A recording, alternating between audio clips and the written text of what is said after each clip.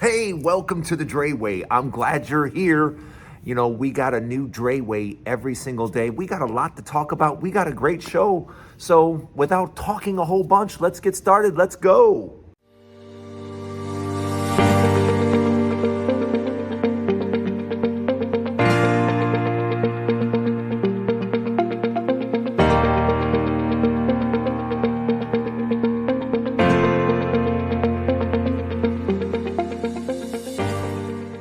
Hey, welcome to the Dray Way. I think the big thing in the news today is, the President Donald Trump has basically said out loud yesterday what it was really apparent that Israel was doing over in Gaza. Basically destroying Gaza in every way, shape, fashion, or form. And now he has said the thing out loud that everyone kind of knew was going on. And that is, hey, Gaza's a mess and, it's not really fit for people. So why don't we just take those 1.5 million people, and I'm going to call Jordan and Egypt, and it's time for them to go. It's time for them to the land's no good anyway, and we're going to have to fix it anyway, but they don't need to be there anymore. So that's what's going on right now. And that's, If you thought that was going to happen here, sure enough, Donald Trump was saying that part out loud. And is Egypt and Jordan going to have any part in relocating 1.5 million people? Yeah, I'm not sure about that. Let me know in the comments what you think. But probably also what's been in the news is Donald Trump supposedly in his first week has accomplished so much with all these executive orders. And I'm here to let you know, he hasn't accomplished anything. He's accomplished on making it look like he's doing things. Like, he went to North Carolina, and now people are pretending that, oh, thank God Donald Trump went down there, because people are now moving into luxurious apartments that are fully furnished and they're not freezing anymore. First of all, that's been going on for months now. Yes, FEMA has been putting people in temporary housing for months. The only people in tents were the people that were on their land and didn't want to leave their land and wanted to be in tents. That was their option. That was their choice. So it isn't like, Donald Trump went down to West North Carolina and he said, I betroth thee all these beautiful apartments that are fully furnished with hot tubs. Yeah, that's not a thing, okay? But as usual, instead of actually doing things, the Republicans just promote the slightest thing. And that's pretty much what has taken place. And then he went from there to California and was going to try to put Gavin Newsom in a poor position, but Gavin didn't let that happen. Gavin said, hey, we need to both be big boys here and focus on the misery of thousands of people and not play politics with this. And that's what he said to him when Donald Trump walked off the plane. Gavin was there to meet him and said, look, let's put the two of, you and I don't agree on much, but one thing we can both agree on, there are Americans suffering. So let's put the politics aside and let's figure out how we can help Americans. Yeah. Sometimes we forget, especially when you have Republicans in office, because now Republicans are trying to do everything they can to change this world fundamentally, and the people around the world don't want any part of it. And I'm going to talk about that more coming up in the next segment, because I think it's something that we have to talk about. Around the world, people are not accepting Donald Trump as president. Around the world, people are angry that Donald Trump is president. You don't see it in the news because our news is bought and paid for. But around the world, Donald Trump is not liked very much, and for good reason.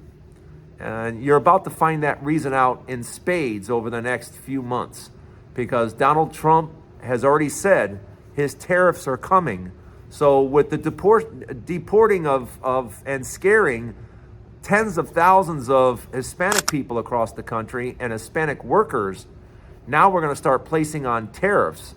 And yeah, we're in for a big mess. But welcome to the Dray Way. More to talk about. I'm glad you're here. Don't forget to hit the subscribe button and stay right with me. I got more to talk about. You know, I keep seeing in the news that they're getting rid of all these black celebrations, like black celebrations for the Tuskegee Airmen, and they're not going to teach black history anymore. And it seems like the Republican administration is just going after DEI and going after people of color and going after. It seems that way because it is that way. I am now watching a government express itself as being a government for white people. That's what it feels like. If it feels that way to me, how do you think that feels to everyone else? Because every time somebody brings up, oh, DEI, DEI this, DEI that, it just screams, I'm a racist, I'm a racist, I'm a racist. And every single policy that is now coming out of the White House just seems to scream, hey, I'm a racist. That's what it feels like. And that's what it feels like to me. So I can only imagine what it feels like to the rest of the people, because there are a lot of Hispanics right now that are scared to death, and Cubans included, all of them. You should all be scared, because if you're not white, you're not right. That's right. To this administration, if you ain't right, it ain't right. And they're checking your immigration status. I want to see your papers. You don't look American. Yeah, that's the America that we live in right now. And how are we supposed to? How is the United States supposed to prosper that way? Somebody tell me in the comments. How does our country move forward when we're still talking about communities and color? That's what I don't understand. I just don't get it. I've never gotten it. The blend of cultures is what makes the United States so amazing. You know, I can go down to Miami and get the culture and the beat of Miami. I can visit different areas around this country and absorb the different cultures. But the new administration doesn't seem to want to have any part of that, doesn't seem to understand any of that, and doesn't welcome that. What this administration is trying to do is make America whiter. That's what this whole thing is about. Making America whiter, keeping white on top.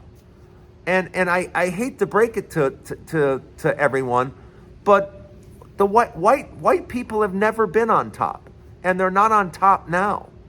You know, I mean, you can kind of suppress, you can try to suppress other cultures, but that doesn't make you superior in any way, shape, fashion, or form. Just because you can suppress a people doesn't make you better than those people. And that's something that hundreds of years later, we're still trying to learn that lesson. And this administration, I just don't think is anything to be proud of. Not in its first week, not in its fifth week, not in its 10th week. There's nothing going to be proud about here, because this is an administration of hatred. This is an administration that just wants things one way and one way only. And if you're not white, it ain't right. And that's how this administration is going to go for the next 4 years. If it ain't white, it ain't right. And yeah, I'm going to fight tooth and nail against this administration. I'm going to call it out for what it is, because you guys can say what you want, you guys can do what you want, but I know racism when I see it. And Donald Trump and his administration, racist. Let me know what you think. Like and follow for more. by hitting the subscribe button. There's a new Dray Way each and every day. Don't go anywhere. I have a final thought. You know, I'm getting real tired of this administration talking about the boogeyman, China. I'm tired of it. China doesn't, to me, is not the boogeyman. You know, Russia's the boogeyman. And this administration is never going to say it because Donald Trump is tied to Russia like this. As far as I'm concerned, in my opinion, Donald Trump is a Russian asset. Plain and simple. And that's why Republicans don't even talk like they used to. Maybe some of you aren't old enough to remember Ronald Reagan and Bush, but they clearly knew our enemy in the world was Russia, is Russia. But for some reason, this administration and Donald Trump wants our eyes to focus on China. China's the boogeyman. China's the bad people. China's this. China's that. Show me the evidence. I just don't see it. You know what China's guilty of? China likes to steal ideas. Yeah, they're not as innovative as America, so they like to steal our ideas and our things that we have trademarked and stuff like that. They like to steal that stuff. They like to copy it because they want to be like us. China wants to be more American. And believe me, over the last 20, 30 years, who do you think they've gotten a lot of their culture from? Yeah, us.